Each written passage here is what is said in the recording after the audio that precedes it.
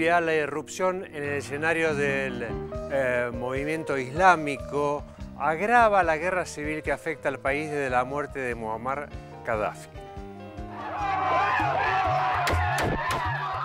Desde la muerte de Muammar Gaddafi en octubre del 2011, tras su derrocamiento por una operación de fuerzas de la OTAN, Libia es un país fragmentado, en el que varios grupos armados autónomos se disputan el poder, el control del territorio de ese país del norte de África y sobre todo sus recursos petroleros, los mayores de ese continente y los décimos en importancia en el mundo.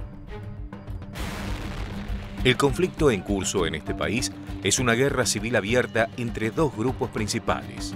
Por un lado, Amanecer Libio, también conocida como Nuevo Congreso General Nacional, una coalición que suma a la hermandad musulmana, a la minoría berber, a veteranos de Al-Qaeda y a los combatientes experimentados y fogueados en otros grupos oriundos de la ciudad de Misrata. Se enfrentan a las milicias que responden al general Khalifa Haftar y al parlamento electo en las elecciones de junio del 2014. A estos dos bandos hay que sumar en los últimos meses el creciente ascenso de una rama libia del Estado Islámico que ha logrado hacerse fuerte en la ciudad de Derna. Amanecer Libio controla Trípoli, la capital del país, mientras que el grupo del general Haftar tiene como base la ciudad de Tobruk. El resultado de las elecciones de junio de 2014 fue declarado nulo por la Suprema Corte Libia, decisión que no fue reconocida por el grupo de Haftar. Por eso, el país tiene en la práctica dos gobiernos separados. En tanto, la ciudad de Benghazi, la segunda en importancia del país, es escenario de la disputa de todos los grupos involucrados en la guerra civil. El general Haftar sirvió en el ejército de Gaddafi y participó junto a él en el golpe que lo llevó al poder en 1969. Luego de conspirar contra Gaddafi en los 90, se exilió por 2 décadas en los Estados Unidos, donde habría colaborado con la CIA. Reapareció en el suelo libio con la operación de la OTAN de 2011 para comandar las fuerzas que derrocaron al ex hombre fuerte libio y se le atribuye una sólida capacidad militar.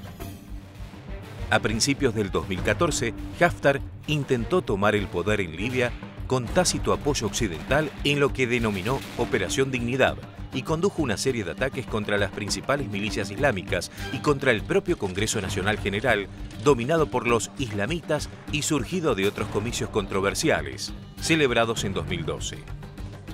Haftar suspendió esas operaciones al realizarse las elecciones de 2014, que de todos modos no lograron evitar la profundización de la guerra civil y el caos en todo el país. Haftar cuenta con el apoyo de Egipto, cuyo gobierno encabezado por el general al-Sisi está más interesado que nunca en incidir en Libia y sobre todo en que llegue al poder un militar de carrera capaz de hacer algo similar a lo ocurrido allí: doblegar a los islamitas, especialmente a la hermandad musulmana, y reducir su influencia. Tel Aviv, aunque no tiene fronteras con Libia, también pretendería repartir allí las políticas que desarrolló en Egipto: apoyar un gobierno militar de mano dura. Hay versiones de que Haftar se aprestaría a reunirse con funcionarios de Israel en Jordania. La sociedad libia, en tanto, padece desde el 2011 los efectos de la guerra y las luchas facciosas. Ya durante el conflicto que terminó con la caída de Gaddafi, se estima que tomaría más de 10 años reconstruir la infraestructura del país destruida por los bombardeos occidentales.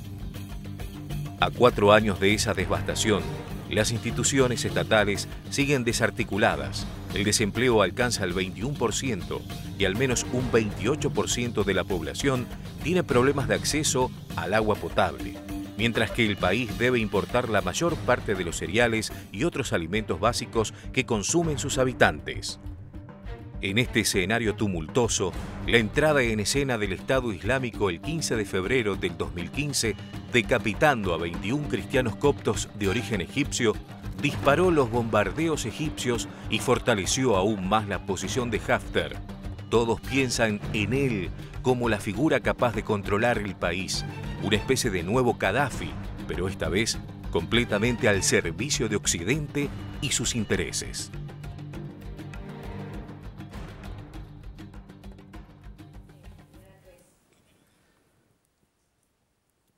Hay una frase frase interesante que se menciona en el informe de un Estado desarticulado, encima con esta cuestión geográfica que siempre señalamos, ¿no?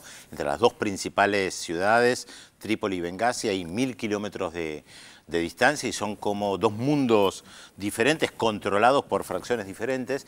Y pensaba, estaba viendo las imágenes y pensaba lo que nosotros vemos ahora en Irak, lo que nosotros vemos en Siria, lo que estamos viendo en Libia y de este desarrollo de este movimiento que cambió de nombre, Estado Islámico, ISIS, no importa ahora cómo lo denominemos, que es una vuelta de tuerca de lo que fueron los talibán en su momento en Afganistán y Al-Qaeda, porque Al-Qaeda se propuso como objetivo golpear básicamente a Estados Unidos.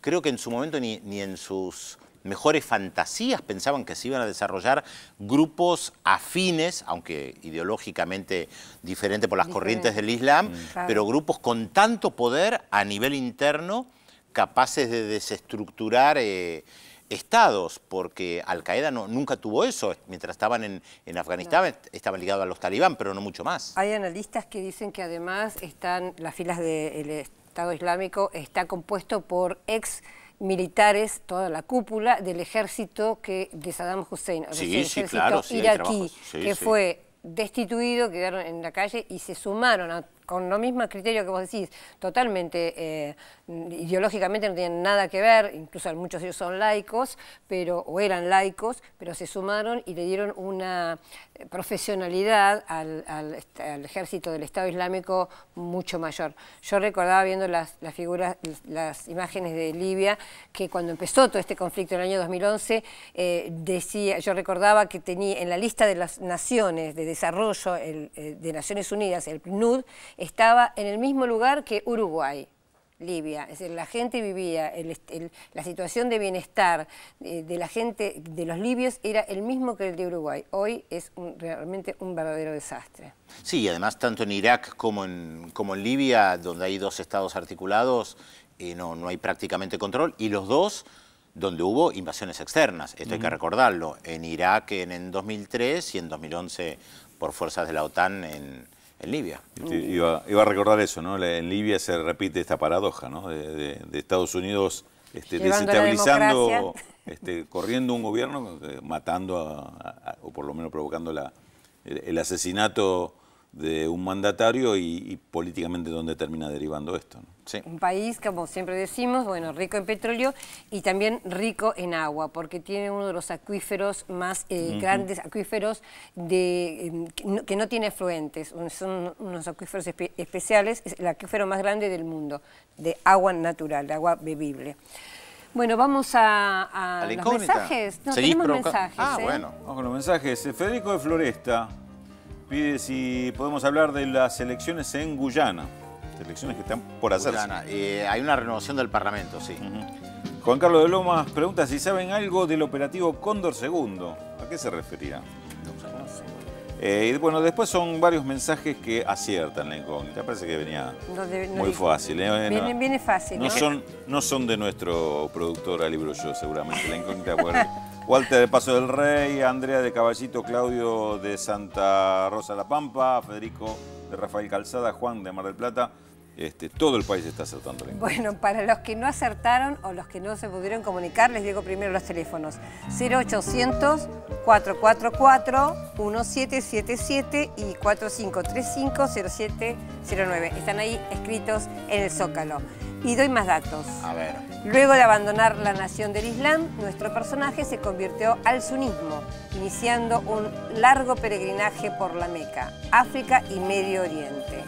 Estos viajes le cambiaron la visión del mundo y de la lucha por las libertades civiles en su país. Como consecuencia de este cambio, creó la Organización de la Unidad Afroamericana. Menos de un año después, murió asesinado en Nueva York. ¿De quién estamos hablando? Y ya volvemos con la incógnita.